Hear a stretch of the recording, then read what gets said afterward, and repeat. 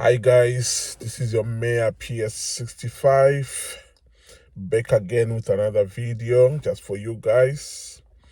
Yeah, I remember yesterday we did a video about the lions when I met the lions in Matezi.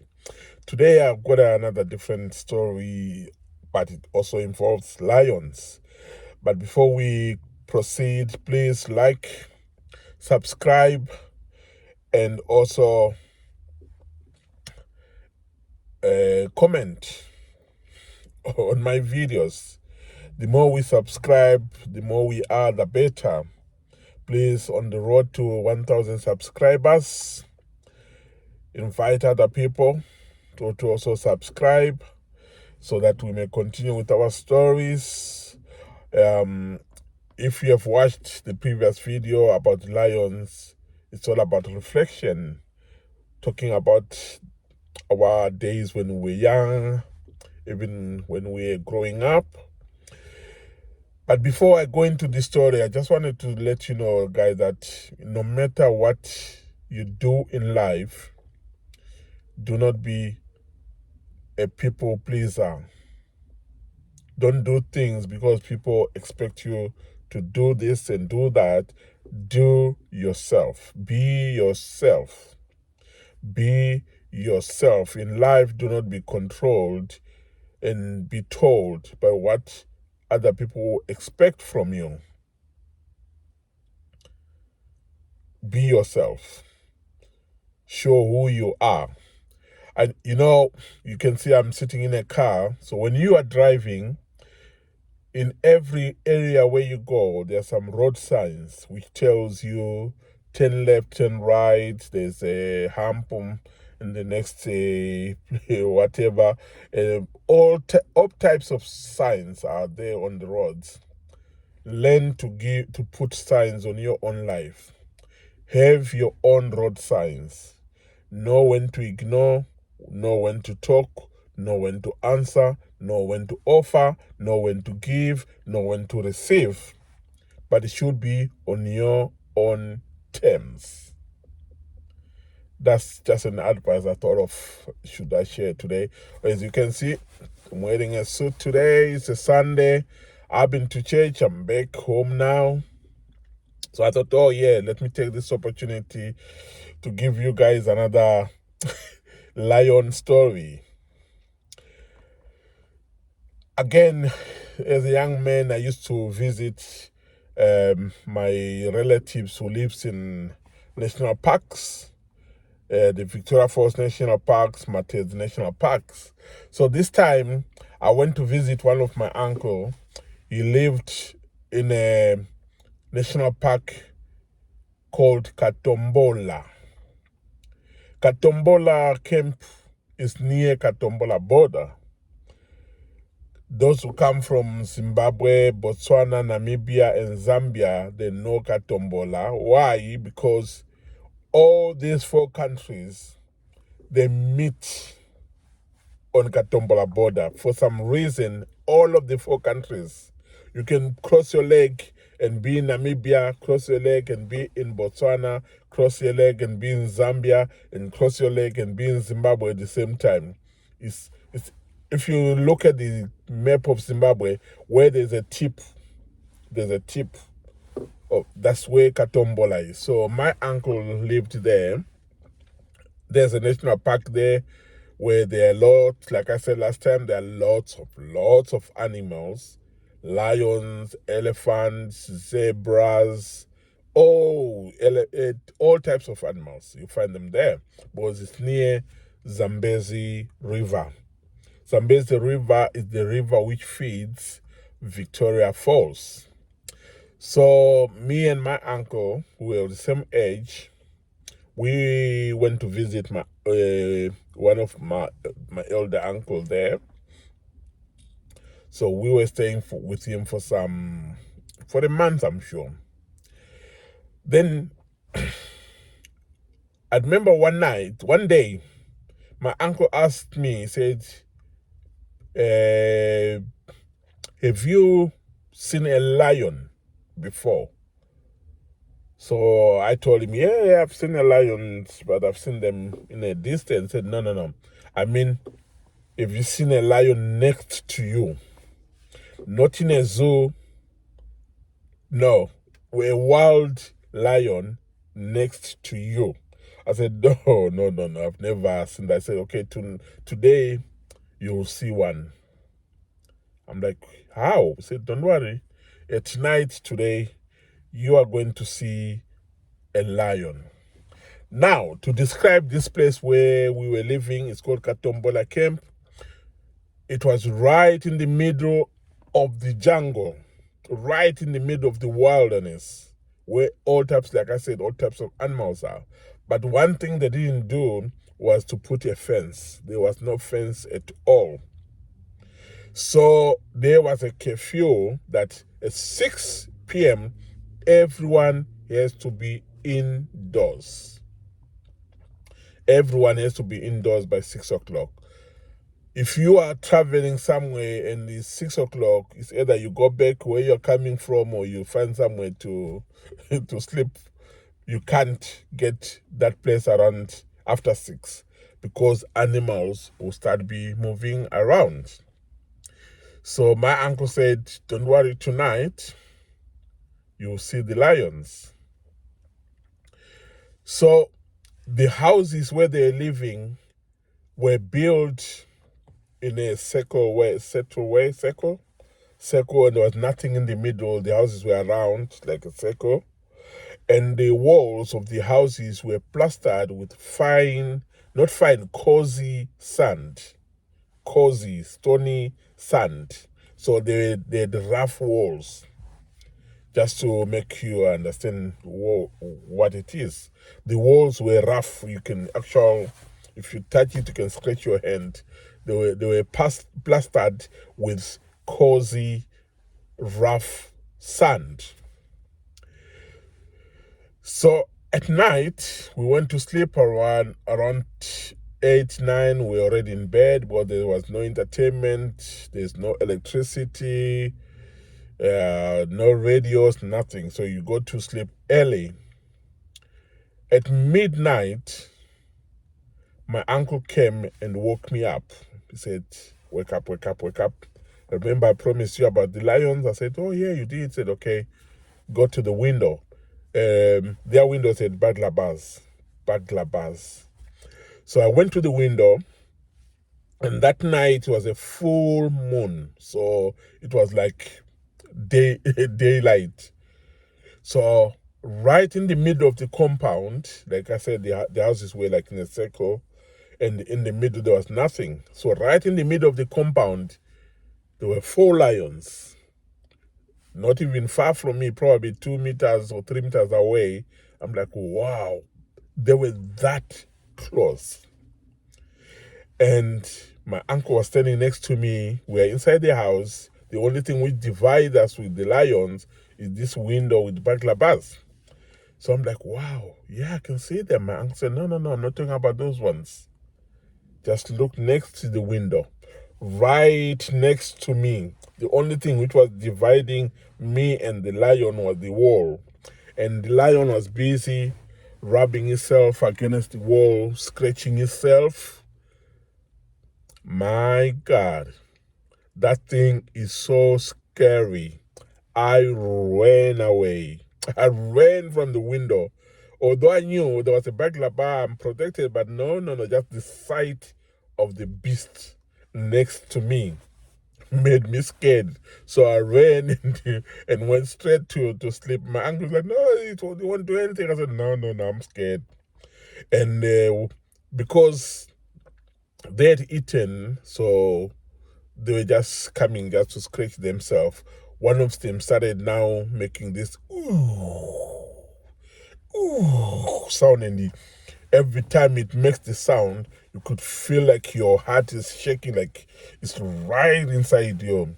That made me scared. That was my second encounter with the lion. That was so close, and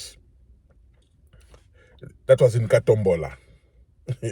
So that's the second time I had an encounter with the lions. It's just sure that Zimbabwe is if you want to see wildlife, that's the place to go. You can have that in closeness with them. You can see them in daily. And we used to travel around during the day. I used to accompany my uncle when he goes to patrol, looking for poachers. So there will be these scouts with guns. My uncle was a ranger, so he goes with the scouts. Scouts are the guys who carry the guns. So they will be looking for poachers. So I used to accompany them, and you see all types of animals, lions, elephant crossing the roads. And what I also discovered is when the elephants are crossing the road, they use the same spot every day. Every day. They don't use other crossings. They use the same spot. If they're crossing this road, they'll use that spot every day, to an extent that you end up having sort of a hump on the road, because when they are crossing, they leave sand.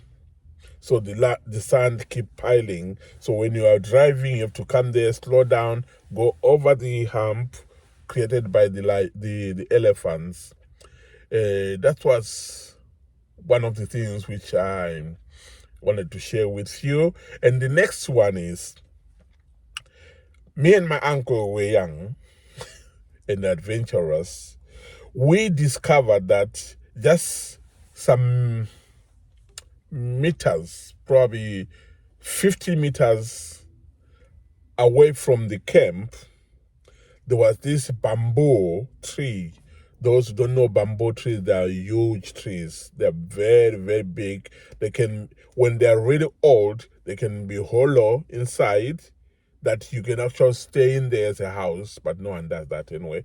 So there was a bamboo tree that at the end of the camp, just below down there, and it was a hollow. So a cheetah gave birth to two pups. Are they called pups? Yeah, I think so. Or kittens. I don't know. Pups are for dogs, kittens. Yeah, let's call them kittens, because cats, a cheetah is a cat. So it has given birth to two.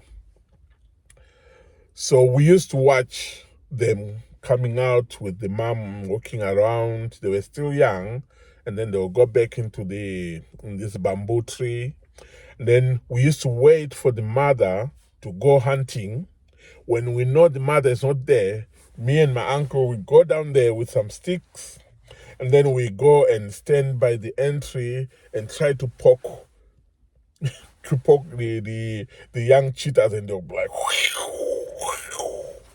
then we run away, we come back, we poke them. And so we used to think it's funny, we're enjoying it. And I know we're tormenting those young things, but we used to think it's really, really funny. We'll come back and they go, then we'll run away, we keep doing that. So that became our hobby. We used to go down every day, we'll wait and watch. As soon as we see the mom is gone, we go down there. So we began to notice the pattern in what time the mom usually goes away. So this other day we didn't see her go, but we knew that this time she won't be there. So we decided to go down there, me and my uncle, with our sticks, going to play our games with the cheetah's kitten or pups. I don't know. Puppies. I don't know. So we went there, we were walking, and before we even got to the entry of the bamboo, we just heard, oh, aye, the cheetah was coming out, and it came out, and then we'll do a fast, like breaking. It's ready to fight, so it's like, you want to come to us, but at the same time, it's protecting its kitten, so it will come, then it will stop. With the hair on the back was standing like this. We ran for our dear life. Luckily for us, the cheetah didn't chase us because its instinct is to protect the kids. It was not thinking about hunting us and feeding us to the kids. No, it thought these guys are coming to harm my children, so I have to protect them. So when we started running away, the cheetah didn't chase us. We could only hear the sound as if saying, "Don't ever, ever come back here." So that was our last day to go down there. That was our last day to go down there. We never went back there. We never play with wild animals, guys. I've heard stories of tourists going to Africa and thinking they can pet a wild animal. Those are wild animals, guys. They can eat you. They are not friendly at all. They're not like your day-to-day cats or your day-to-day dogs. Those are wild animals. Even those people who have grown in Africa, they know the boundaries. Us, yes, we're being stupid or just being young boys thinking they're being funny, but that was dangerous, especially you can hear stories of kids going to the river, poking crocodiles. You know, crocodiles sometimes when they don't come out, they tend to bring out their nose, the front of their face, their nose out of the water just to breathe.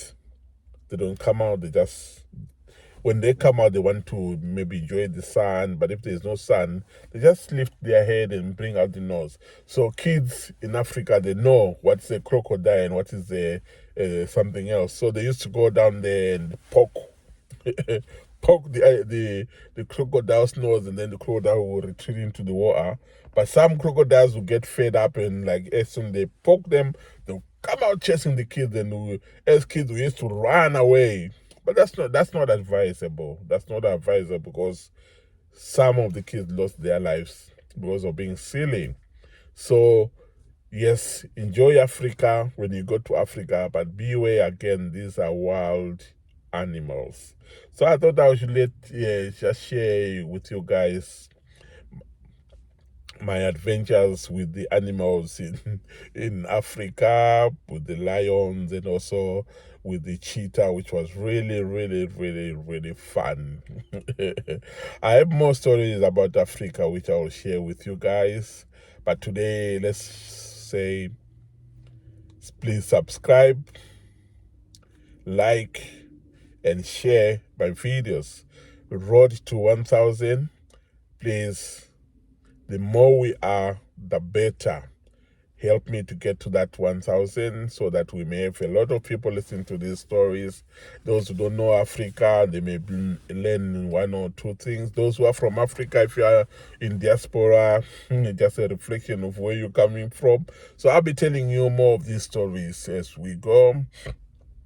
Someone may ask me what happened to the stories which you wanted to talk about, about autism. You know, I'm going back to work in autism sector, so it's really not advisable for me to start talking about autism because something I may say may be similar or relate to one of the people I'm supporting, and that's confidentiality. Although I may not be talking about them, but if there's similarities, no one won't know whether I'm talking about them or I'm not talking about them, because you never know who can listen to who is watching my channel. So talking about autism, which is a subject really I'm passionate about. At the moment, I'll suspend it, but I'm still writing the book called Perfect World of Autism. So when it comes out, yeah, you guys can read more about autism. But talking about it at the moment, I've suspended it. That's why I have to talk to you about the days of my youth growing up in Africa.